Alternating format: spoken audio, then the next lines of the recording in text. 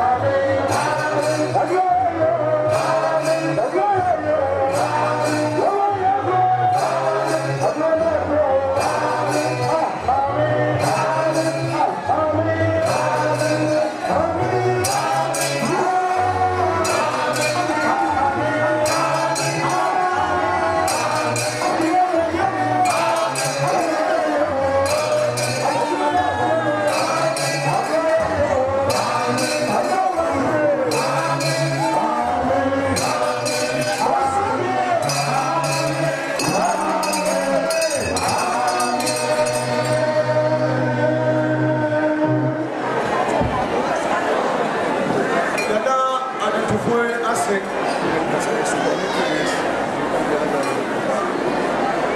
sabre kasramo ana homeda ntobia miana no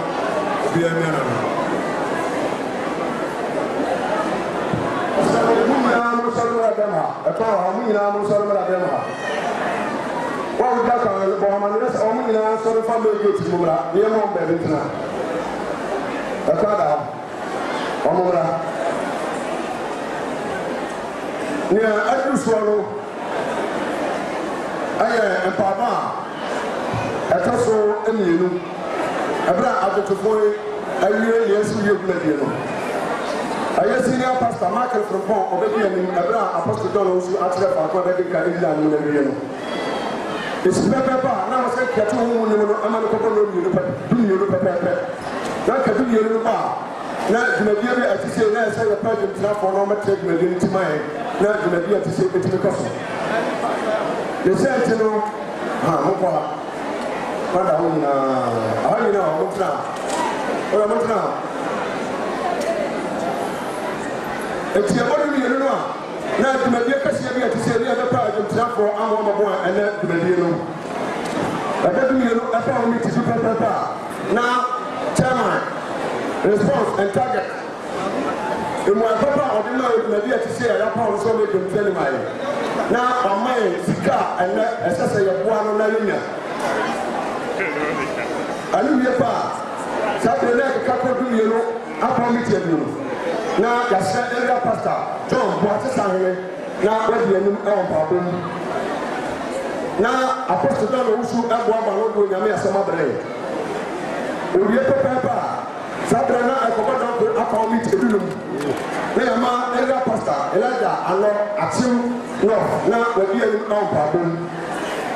na ya to silver correction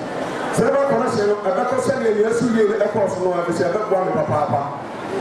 enu su pepepa na yati asafra ye ni asame city same na ma ba ke no ne ya bo afore yesu ko a apostle John Owusu and trustees and so adi una o person ko di dia sorry e betimi afore to papa na afre na du se na bi o kase so ye ni se se ye ni ano ahwa ye na wusi apa ko mu kura na efiada ye hwe anbeka omunya de ba fodie ya minimisa amba boy tinde ya ho kan be che wo mo die omunya na be ka ame kase ba omunya ya be ka ame kase ba yes ye wie aforbanwa na ye tie safre kuma se district o trafo peni o